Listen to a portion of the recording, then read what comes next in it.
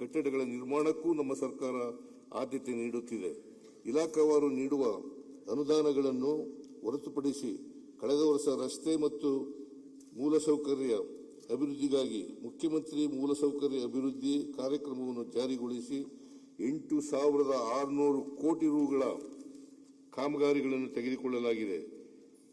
ಇದರ ಎರಡನೇ ಹಂತವಾಗಿ 26-27ನೇ ಸಾಲಿನಲ್ಲಿ 4,000 ಕೋಟಿ ಮೊತ್ತದ ಕಾಮಗಾರಿಗಳನ್ನು ಕೈಗೆತ್ತಿಕೊಳ್ಳಲಾಗುವುದು. ವಸತಿ ರಹಿತರಿಗೆ ಮನೆಗಳು, ನಿರುದ್ಯೋಗಿ ಯುವಜನರಿಗೆ ಸ್ವಯಂ ಉದ್ಯೋಗಗಳನ್ನು ಕಲ್ಪಿಸಿಕೊಡಲು ಹೆಚ್ಚಿನ ಪ್ರಾಮುಖ್ಯತೆ ನೀಡುತ್ತಿದ್ದೇವೆ.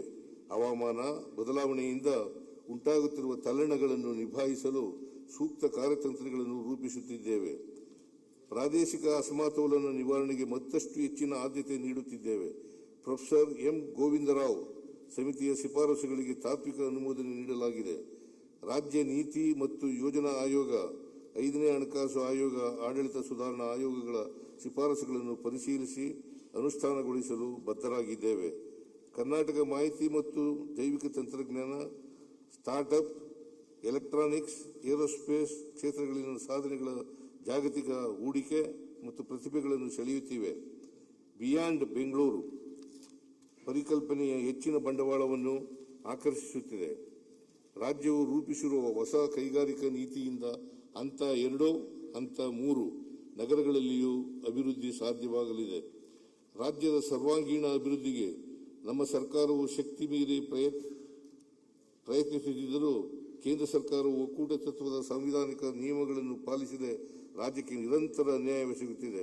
ಕೇಂದ್ರ ಪುರಸ್ಕೃತ ಯೋಜನೆಗಳಲ್ಲಿ ತನ್ನ ಪಾಲಿನ ಕಡಿತ, ಕೇಂದ್ರದ ಯೋಜನೆಗಳಲ್ಲಿ ತಾರತಮ್ಯ, 15ನೇ ಹಣಕಾಸು ಆಯೋಗದ ಶಿಫಾರಸುಗಳಿಂದ ತೆರಿಗೆ ಹಂಚಿಕೆಯಲ್ಲಿನ ಅನ್ಯಾಯ, ಅದೇ ಆಯೋಗವು ಮಾಡಿದ್ದ ವಿಶೇಷ ಶಿಫಾರಸುಗಳನ್ನು ಕೇಂದ್ರ ಸರ್ಕಾರ ಅನುಷ್ಠಾನ ಮಾಡದ ಕಾರಣ ಉಂಟಾದ ಆರ್ಥಿಕ ನಷ್ಟ ಮತ್ತು ಜಿಎಸ್ಟಿ ದರಗಳನ್ನು ತರ್ಕಬದ್ಧಗೊಳಿಸುವ ಅಕಾಲಿಕ ನಿರ್ಧಾರದಿಂದ ರಾಜ್ಯದ ಬೊಕ್ಕಸದ ಮೇಲೆ ಬಿದ್ದ ಹೆಚ್ಚುವರಿ ಹೊರೆ ಮತ್ತು ಒತ್ತಡಗಳನ್ನು ನಿಭಾಯಿಸುವುದು ಸವಾಲಿನ ಕೆಲಸವಾಗಿದೆ.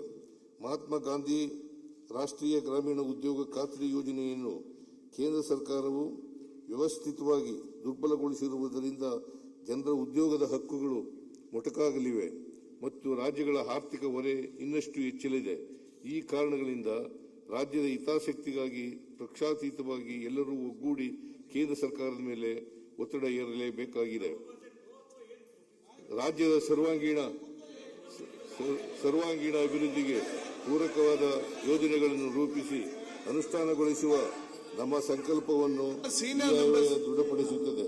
ಕೇಂದ್ರ ಸರ್ಕಾರದ ಅಸಹಕಾರದ ನಡುವೆಯೂ ಆರ್ಥಿಕ ಬೆಳವಣಿಗೆಯೊಂದಿಗೆ ವಿತ್ತೀಯ ಶಿಸ್ತು ಪಾಲಿಸಲು ಸಾಧ್ಯವಾಗಿರುವುದು ನಮ್ಮ ಆಡಳಿತದ ವಿಧಾನದ ಮಾದರಿಯಾಗಿದೆ. ಈ ಆಯವ್ಯಯವು ನಾಡಿನ ಉಜ್ವಲ ಭವಿಷ್ಯವನ್ನು ಕಟ್ಟುವ ದೃಷ್ಟಿಯಿಂದ ರೂಪಿತವಾಗಿದೆ. ನಾಡಿನ ಅಭಿವೃದ್ಧಿಗೆ ಪಕ್ಷಾತೀತವಾಗಿ ಶ್ರಮಿಸುವುದು ನಮ್ಮೆಲ್ಲರ ಹೊಣೆಯಾಗಿದೆ. ನ್ಯಾಯವು ನಮ್ಮ ಪರವಾಗಿರುವಾಗ ಈ ಹೋರಾಟದಲ್ಲಿ ನಾವು ಸೋಲಲು ಸಾಧ್ಯವೇ ಇಲ್ಲ. ಈ ಹೋರಾಟವು ನನಗೆ ಹರ್ಷದಾಯಕ ಸಂಗತಿಯಾಗಿದೆ. ಇದು ಪರಿಪೂರ್ಣ ಅರ್ಥದಲ್ಲಿ ಆಧ್ಯಾತ್ಮಿಕವಾದ ಹೋರಾಟವಾಗಿದೆ. Doctor BR Ambedkar. ರಾಜ್ಯದ ಆರ್ಥಿಕತೆ. ರಾಜ್ಯದ GSTPಯು 2025-26ನೇ ಸಾಲಿನಲ್ಲಿ 8.1% ನೈಜ ಬೆಳವಣಿಗೆಯನ್ನು ದಾಖಲಿಸಿದ್ದು, ದೇಶದ GDP ಬೆಳವಣಿಗೆ 7.4% ಗಿಂತ ಹೆಚ್ಚಿಗೆ ಇರುತ್ತದೆ. ಆರ್ಥಿಕತೆಯಲ್ಲಿನ ಈ ಸದೃಢ ಬೆಳವಣಿಗೆಯು ರಾಜ್ಯದ ಎಲ್ಲ ವಲಯಗಳ ಸಮಗ್ರ ಬೆಳವಣಿಗೆಯಿಂದ ಸಾಧ್ಯವಾಗಿದೆ. 2025-26ನೇ ಸಾಲಿನಲ್ಲಿ ರಾಜ್ಯದ ಆರ್ಥಿಕತೆಯ ವಿವಿಧ ವಲಯಗಳಲ್ಲಿ ಸಮತೋಲಿತ ಬೆಳವಣಿಗೆ ಕಂಡುಬಂದಿದೆ. ಉತ್ತಮ ಮುಂಗಾರಿನಿಂದಾಗಿ ಕೃಷಿ ಕ್ಷೇತ್ರದಲ್ಲಿ 9.1%, ಕೈಗಾರಿಕಾ ವಲಯದಲ್ಲಿ 6.7% ಹಾಗೂ ಸೇವಾ ವಲಯದಲ್ಲಿ 8.1% ಬೆಳವಣಿಗೆ ದಾಖಲಿಸಿದೆ. ಸರ್ಕಾರವು ಹೆಚ್ಚಿಸಿದ ಬಂಡವಾಳ ಹೂಡಿಕೆಯ ಜೊತೆಗೆ ಖಾಸಗಿ ಹೂಡಿಕೆಯಲ್ಲಿನ ಹೆಚ್ಚಳವು ರಾಜ್ಯದ ಒಟ್ಟಾರೆ ಆರ್ಥಿಕ ಬೆಳವಣಿಗೆಗೆ ಉತ್ತೇಜನ ನೀಡಿದೆ. 2025-26ನೇ ಮೊದಲಾರ್ಧದಲ್ಲಿ ರಾಜ್ಯಕ್ಕೆ 9.4 ಬಿಲಿಯನ್ ಅಮೆರಿಕನ್ ಡಾಲರ್ಗಳಷ್ಟು ವಿದೇಶಿ ಹೂಡಿಕೆಯಾಗಿರುತ್ತದೆ. ಇದು ದೇಶದ ಒಟ್ಟು ವಿದೇಶಿ ಒಳಹರಿವಿನ ಶೇಕಡ 26.7ರಷ್ಟಿರುತ್ತದೆ ಹಾಗೂ ಕಳೆದ ವರ್ಷಕ್ಕಿಂತ 2.6 ಪಟ್ಟು ಹೆಚ್ಚಳವನ್ನು ದಾಖಲಿಸಿದೆ. ಹಿಂದಿನ ವರ್ಷಕ್ಕೆ ಹೋಲಿಸಿದರೆ 2025-26ರ ಮೊದಲಾರ್ಧದಲ್ಲಿ ಮಹಾರಾಷ್ಟ್ರ, ಗುಜರಾತ್ ಮತ್ತು ದೆಹಲಿಯಂತೆಯ ಪ್ರಮುಖ ರಾಜ್ಯಗಳೆಲ್ಲ ವಿದೇಶಿ ಒಳಹರಿವು ಕಡಿಮೆಯಾದರೂ ನಮ್ಮ ರಾಜ್ಯಕ್ಕೆ ಹೆಚ್ಚಿನ ವಿದೇಶಿ ಹೂಡಿಕೆಯಾಗಿದೆ. ಕೈಗಾರಿಕಾ ನೀತಿ 2025-30 ಜಾರಿಗೊಳಿಸುವುದರಿಂದ ಇನ್ನೂ ಹೆಚ್ಚು ಹೂಡಿಕೆಯನ್ನು ನಿರೀಕ್ಷಿಸಲಾಗಿದೆ. ಭಾರತದಲ್ಲಿ ಜಾಗತಿಕವಾಗಿ ಸಮೀಕೃತವಾಗಿರುವ ರಾಜ್ಯ ಆರ್ಥಿಕತೆಗಳಲ್ಲಿ ಕರ್ನಾಟಕವು ಒಂದಾಗಿದೆ. ಮಾಹಿತಿ ತಂತ್ರಜ್ಞಾನ ಮತ್ತು ಐಟಿ ಸಂಬಂಧಿತ ಸೇವೆಗಳು, ಜೈವಿಕ ತಂತ್ರಜ್ಞಾನ, ಏರೋಸ್ಪೇಸ್ ಮತ್ತು ರಕ್ಷಣಾ ಕ್ಷೇತ್ರದ ಉತ್ಪಾದನೆ, ಎಲೆಕ್ಟ್ರಾನಿಕ್ ಮತ್ತು ಸೆಮಿಕಂಡಕ್ಟರ್ ವಿನ್ಯಾಸ, ಸ್ಟಾರ್ಟ್ಅಪ್ ಮತ್ತು ಮುಂದುವರಿದ ಉತ್ಪಾದನೆಯಲ್ಲಿ ನಮ್ಮ ರಾಜ್ಯದ ನಾಯಕತ್ವವು ಭಾರತದ ರಫ್ತು ಕ್ಷೇತ್ರ ಮತ್ತು ವಿದೇಶಿ ನೇರ ಹೂಡಿಕೆಯ ಒಳಹರಿವುಗಳಿಗೆ ಪ್ರಮುಖ ಕೊಡುಗೆದಾರರನ್ನಾಗಿ ಮಾಡಿದೆ. ಆದರೆ ವಿದೇಶಿ ವಿನಿಮಯಗಳಲ್ಲಿ ಇತ್ತೀಚೆಗೆ ಪ್ರಸ್ತಾಪಿಸಲಾಗಿರುವ ಸುಂಕ ಕ್ರಮಗಳು ಮತ್ತು ಅಮೆರಿಕ ಸೇರಿದಂತೆ ಇತರ ಪ್ರಮುಖ ದೇಶಗಳೊಂದಿಗೆ ವಾಣಿಜ್ಯ ಒಪ್ಪಂದವು ನಮ್ಮ ರಾಜ್ಯದ ಆರ್ಥಿಕತೆಯ ಮೇಲೆ ಪರಿಣಾಮ ಬೀರಲಿದೆ. ಕರ್ನಾಟಕದಂತಹ ಜಾಗತಿಕವಾಗಿ ಸಮೀಕೃತ ರಾಜ್ಯಗಳ ಹಿತಾಸಕ್ತಿಗಳನ್ನು ವ್ಯಾಪಾರ ನೀತಿ ರೂಪಿಸುವಲ್ಲಿ ಪರಿಗಣಿಸುವುದು ಅಷ್ಟೇ ಮುಖ್ಯವಾಗಿರುತ್ತದೆ. ಸಹಕಾರಿ ಒಕ್ಕೂಟದ ನಿರ್ಧಾರದಲ್ಲಿ ಕೇಂದ್ರ ಮತ್ತು ರಾಜ್ಯಗಳ ನಡುವಿನ ಒಡನಾಟವು ದೇಶದ ವಿದೇಶಿ ವ್ಯವಹಾರಗಳನ್ನು ಬಲಪಡಿಸುವುದರ ಜೊತೆಗೆ ಪ್ರಾದೇಶಿಕ ಆರ್ಥಿಕ ಹಿತಾಸಕ್ತಿಗಳನ್ನು ರಕ್ಷಿಸುವ ನಿಟ್ಟಿನಲ್ಲಿ ಕಾರ್ಯನಿರ್ವಹಿಸಬೇಕು. ದೇಶದ ಆರ್ಥಿಕ ಅಭಿವೃದ್ಧಿಗೆ ರಾಜ್ಯವು ಸದಾ ಸಕ್ರಿಯವಾಗಿ ಕೊಡುಗೆ ನೀಡುತ್ತಿದ್ದು, ಕೇಂದ್ರ ಸರ್ಕಾರದೊಂದಿಗೆ ಈ ಸಹಕಾರವನ್ನು ಮುಂದುವರಿಸಲಾಗುವುದು. ರಾಜ್ಯದ ಹಣಕಾಸು ಪರಿಸ್ಥಿತಿ. ಕರ್ನಾಟಕವು ತನ್ನ ಸದೃಢ ವಿತ್ತೀಯ ನಿರ್ವಹಣೆ ಮತ್ತು ಸಂಪನ್ಮೂಲ ಕ್ರೋಢೀಕರಣ ಸಾಮರ್ಥ್ಯದೊಂದಿಗೆ ಮುಂದೆ ಸಾಗುತ್ತಿದೆ. ಆದಾಗ್ಯೂ ಕೇಂದ್ರ ಸರ್ಕಾರವು ಜಾರಿಗೆ ತಂದ ತೆರಿಗೆ ನೀತಿ ಬದಲಾವಣೆಗಳಿಂದ ರಾಜ್ಯದ ರಾಜಸ್ವ ಸಂಗ್ರಹಣೆಗೆ ಸವಾಲುಗಳು ಎದುರಾಗಿವೆ. ಈ ಸವಾಲುಗಳ ನಡುವೆಯೂ ನಮ್ಮ ಸರ್ಕಾರವು ಕೈಗೊಂಡ ಪರಿಣಾಮಕಾರಿ ಸಂಪನ್ಮೂಲ ಕ್ರೋಢೀಕರಣ ಕ್ರಮಗಳ ಫಲವಾಗಿ ರಾಜ್ಯದ ಸ್ವಂತ ರಾಜಸ್ವ ಸಂಗ್ರಹಣೆಯಲ್ಲಿ ಸ್ಥಿರತೆ ಸಾಧಿಸಲಾಗಿದೆ. 2024-25 ರಾಜಸ್ವ ಸಂಗ್ರಹಣೆಗೆ ಹೋಲಿಸಿದರೆ 2025-26 ಪುರಸ್ಕೃತ ಅಂದಾಜುಗಳಲ್ಲಿ ರಾಜ್ಯದ ಸ್ವಂತ ರಾಜಸ್ವವು ಶೇಕಡ 8.3 ಬೆಳವಣಿಗೆ ದಾಖಲಿಸಿದೆ. ಸರಕು ಮತ್ತು ಸೇವಾ ತೆರಿಗೆ ಅಂದರೆ ಜಿಎಸ್ಟಿ ರಾಜ್ಯದ ತೆರಿಗೆ ಆದಾಯದ ಪ್ರಮುಖ ರಾಜಸ್ವವಾಗಿದೆ. ರಾಜ್ಯದ ಸ್ವಂತ ತೆರಿಗೆ ರಾಜಸ್ವದಲ್ಲಿ ಜಿಎಸ್ಟಿ ರಾಜಸ್ವವು ಶೇಕಡ 43 ಪಾಲು ಹೊಂದಿದೆ. ಜಿಎಸ್ಟಿ ರಾಜಸ್ವ ಸಂಗ್ರಹಣೆಯಲ್ಲಿ ಕರ್ನಾಟಕವು ದೇಶದಲ್ಲಿಯೇ 2ನೇ ಸ್ಥಾನದಲ್ಲಿದೆ.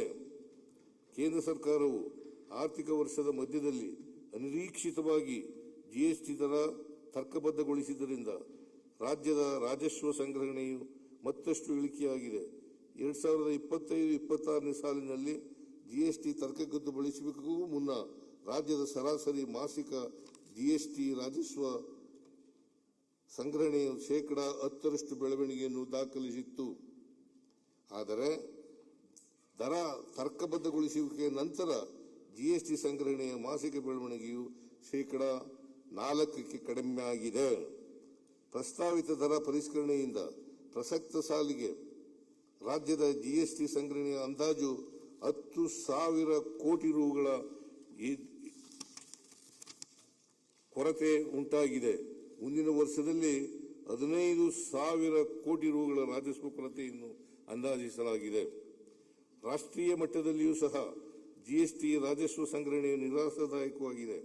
2025-26 ಸಾಲಿನ ಕೇಂದ್ರ ಸರ್ಕಾರದ ಆಯವ್ಯಯ ಅಂದಾಜುಗಳಲ್ಲಿ ಹೋಲಿಸಿದರೆ ಪರಿಷ್ಕೃತ ಅಂದಾಜುಗಳಲ್ಲಿ ಜಿಎಸ್ಟಿ ಸಂಗ್ರಹಣೆಯು ಶೇಕಡ 11 ಇಳಿಕೆಯಾಗಿದೆ ಹಾಗೂ 26-27 ಆಯವ್ಯಯ ಅಂದಾಜುಗಳಲ್ಲಿ ಶೇಕಡ 13.4 ಇಳಿಕೆಯಾಗಿದೆ. ಇದನ್ನು 2024-25 ವಾಸ್ತವ ಸಂಗ್ರಹಣೆಗಿಂತಲೂ ಕಡಿಮೆಯಾಗಿದೆ. ದೇಶದ ಜಿಎಸ್ಟಿ ಸಂಗ್ರಹಣೆಯು ಪ್ರಸಕ್ತ ಸಾಲಿನಲ್ಲಿ 1.3 ಲಕ್ಷ ಕೋಟಿ ರೂಗಳು ಮತ್ತು ಮುಂದಿನ ವರ್ಷದಲ್ಲಿ 2 ಲಕ್ಷ ಕೋಟಿ ರೂಗಳು ಕೊರತೆಯಾಗಲಿದೆ. ಇದರ ಪರಿಣಾಮವಾಗಿ ರಾಜ್ಯಗಳಿಗೆ ನೀಡುವ ತೆರಿಗೆ ಹಂಚಿಕೆಯು ಕಡಿಮೆಯಾಗಲಿದೆ. ಜಿಎಸ್ಟಿ ಸಂಗ್ರಹಣೆಯಲ್ಲಿನ ಕುಸಿತದಿಂದ ರಾಜ್ಯಗಳಲ್ಲಿನ ಹೆಚ್ಚಿನ ಹಣಕಾಸು ಒತ್ತಡ ಉಂಟಾಗಿದೆ. ತೆರಿಗೆ ರಚನೆಯಲ್ಲಿನ ಬದಲಾವಣೆ ಮತ್ತು ಜಿಎಸ್ಟಿ ದರ ತರ್ಕಬದ್ಧಗೊಳಿಸುವಿಕೆಯು ಕೇಂದ್ರ ಸರ್ಕಾರಕ್ಕಿಂತ ಹೆಚ್ಚಾಗಿ ರಾಜ್ಯಗಳ ರಾಜಸ್ವ ಸಂಗ್ರಹಣೆಯ ಮೇಲೆ ನೇರವಾಗಿ ಪ್ರಭಾವ ಬೀರಿದೆ.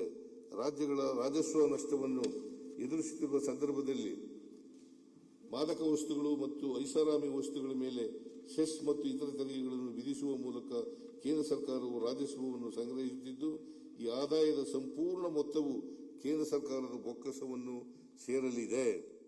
ಜಿಎಸ್ಟಿ ದರ ತರ್ಕಬದ್ಧಗೊಳಿಸುವಿಕೆಯನ್ನು ರಾಜ್ಯ ಸರ್ಕಾರ ತಾತ್ವಿಕವಾಗಿ ಬೆಂಬಲಿಸುತ್ತದೆ. ಆದರೆ ಇದರಿಂದ ರಾಜ್ಯಗಳಿಗೆ ಉಂಟಾಗುವ ರಾಜಸ್ವ ನಷ್ಟವನ್ನು ಪರಿಹರಿಸಿ